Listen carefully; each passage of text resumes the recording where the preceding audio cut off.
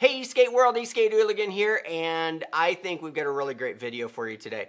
I'm going to ask you kind of hang with me just a little bit, purely and simply because I've come down with something, not exactly sure what it was. So if I clear my throat a few times, I apologize up front. I will do my best to keep it at a bare minimum. It was a beautiful day today, but it's supposed to be 63 degrees out tomorrow. I guarantee you that if it is, you know I'm going to be on one, if not all of these boards tomorrow.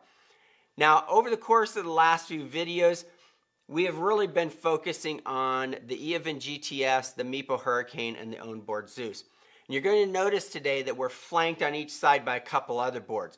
We've got the Backfire G3 over here, and we've got the Propel Endeavor S on this side over here.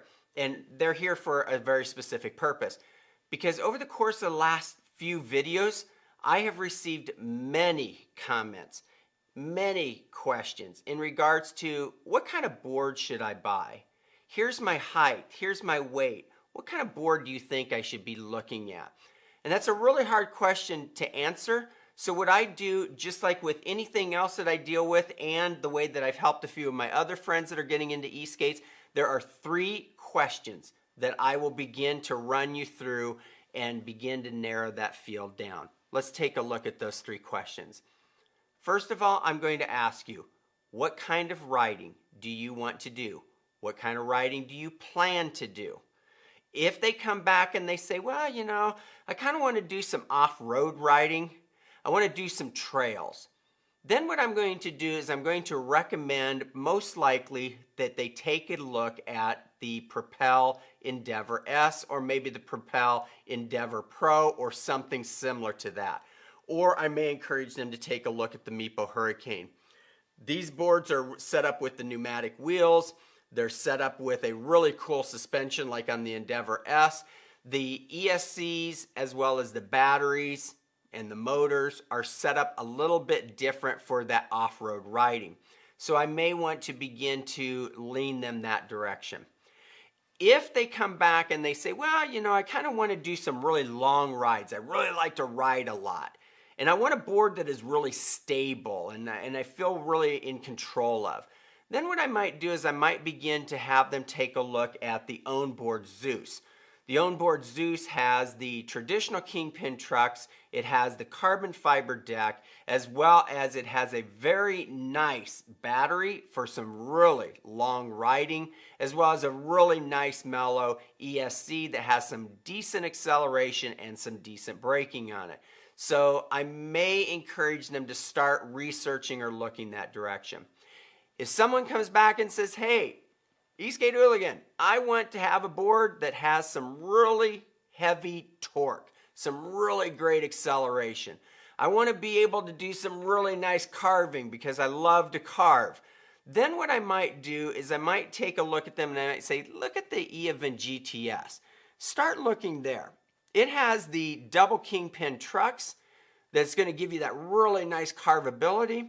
It has a great VSC system in it that's going to allow you to control that acceleration and that braking, and it is a really fun board to ride. So you might begin to take a look at that.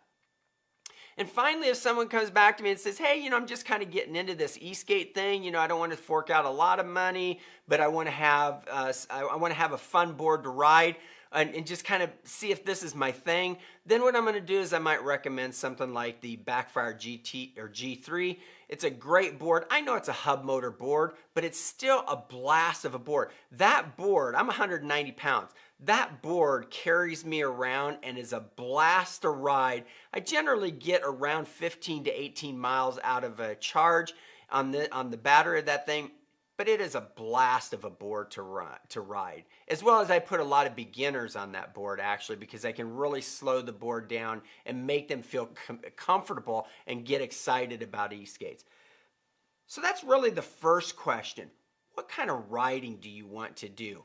Begin to narrow that very broad field down. The second question that I hit them up with is I say, if I were to take a look at your current deck, whether it's your popsicle board or whether it's your long board, what does the deck look like? What is the deck made of? How is it shaped? And then I begin to say, okay, let's take a look at some of the boards. So for example, if someone says, you know, I really like a flexi deck. I want something that's going to have some bounce to it. Well, obviously then we're going to begin to rule out the carbon fibers, but then we're going to focus on the flexi decks, like for example, what's in the Backfire G3. If they come back and I look at their board and they say, you know, I got really kind of a stiffer board, it's got a lot of concave to it, then what I might do is encourage them to take a look at something like the Meepo Hurricane, because this has a very aggressive concave deck. It's got a really nice set of wings on it to give you that heel and toe control. And I love the grip tape on this board. It makes me feel really connected with the board, and I just love the way that this board is designed. So if they're looking at a concave deck, I might encourage them to take a look at something like this. If I look at their board and it's really a flat board, then I might encourage them to take a look at something like the Eovin GTS.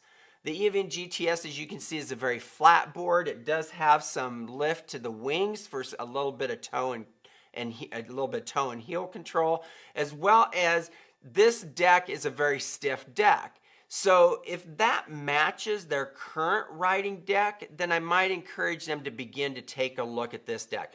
If I look at it and it's kind of in between the Hurricane and the GTS, then again, I'm going to probably begin to lean back to something like the Zeus, because the deck of it is not nearly as concave as what the Meepo Hurricane is, but it's not nearly as flat as what the GTS is. So we begin to take a look at the deck. Think of the deck like the seat of your car. You need to feel comfortable. If you're going to take long rides in your car, or maybe you're going to be traveling in your car a lot, you want to make sure that the seats of your car fit you well. The same way with the deck of any e-skate. If you're going to be putting miles on this, like I put anywhere from 25 to 35 miles on a board in a day, I want to feel comfortable in the deck. I don't want to get that foot fatigue. So again, we take a look at the shape and the style of that board. Rigid board, carbon fiber, flexi deck, we're going to be looking at the decks like similar to the Backfire G3s. So we begin to narrow that down a little bit more. The third question that I ask everyone is, once you have your board, what kind of customizations do you want to be able to do to that board? Now, obviously, I can't just rip an ESC and a battery out of a board and stick it in another one, because the motors may not be compatible, or the batteries may not be compatible with the ESC or the VSC, and vice versa. So we really can't just rip those main parts out, but we really do get down to taking a look at wheels. So in front of you, you see a series of wheels. And this is an area that I'm really beginning to dig heavy into, because I'm really beginning to draw from my motocross days. And we'll get into that here in just a little bit. If you want to have more of the street style wheels, you're going to want to get into something like this, or for example, the Zoo Bombs. And I have the Zoo Bombs on the GTS right now. We're going to do a video on the Zoo Bombs later on. I've been doing some testing with those, and I don't want to get too heavy into it, because I really want to put some miles on those. But if you're really into the street wheels for look, traditional look, as well as just grip, you might want to look that direction. If you're looking for something a little bit bigger and you're looking for still that street wheel kind of look, then you might be looking at the Cloud wheels. If you're wanting to stick with something kind of like the Cloud wheels, but maybe have a little bit more grip to them, then you're going to want to look at something like the 125 rubber wheels. These are the wheels that came with the GTS. Or maybe you're going to do some off-roading, then obviously you're going to get into something like the pneumatic wheels, these are the ones that came with the GTS. We have the 5-inch pneumatic wheels on the Meepo Hurricane, and we have the 8-inch pneumatic wheels that are on the Endeavor S. So we begin to take a look at, what kind of surfaces are you going to ride on? What kind of look do you want to have with the board? I love the cloud wheels. I love the look of the traditional skate wheels. I love the grip of the traditional skate wheels. And obviously, if I'm going to do any off-roading, I'm going to want to have those larger pneumatic tires so that I'm able to clear, have more ground clearance, as well as have just a completely different look to my board. Okay. Now, once we get into that, then we begin to take a look and say, what about gearing? And this is where my motocross days come in. Whenever we went out for a race, we always knew what track we were going to. Were we going to a really tight track with a lot of berms in it, with a lot of short straightaways, or were we going to a track that was really open, that had a lot of jumps in it and not a lot of tight turns? So then we would decide, do we need to gear up or do we need to gear down on our motorcycles? And then what we would do is we would have them often geared prior to getting to the track, meaning we would either take the rear sprocket and make it a little bit larger, more teeth, or we would make it a little bit smaller, less teeth. Now, if we're just real quick, if we're looking at that, a larger sprocket is going to give us more torque, whereas a smaller sprocket is going to give us more high end or more speed. So we would either have more bottom end or we'd have more top end. So sprocketing is very important, even on an e-skate, based upon the type of riding you're going to be doing, the type of off-roading, street, torque, speed. That is a gearing part, and we're going to do some very specific videos on the sprockets and the wheels in regards to gearing up or gearing down. So those are the three questions that I generally run people through. First of all, what kind of riding are you going to do? Second of all, what kind of deck are you used to? What kind of deck shape do you like? Because we want you to feel comfortable. We want you to feel connected on that board. And the third question is, what kind of customizations do you plan to do to that?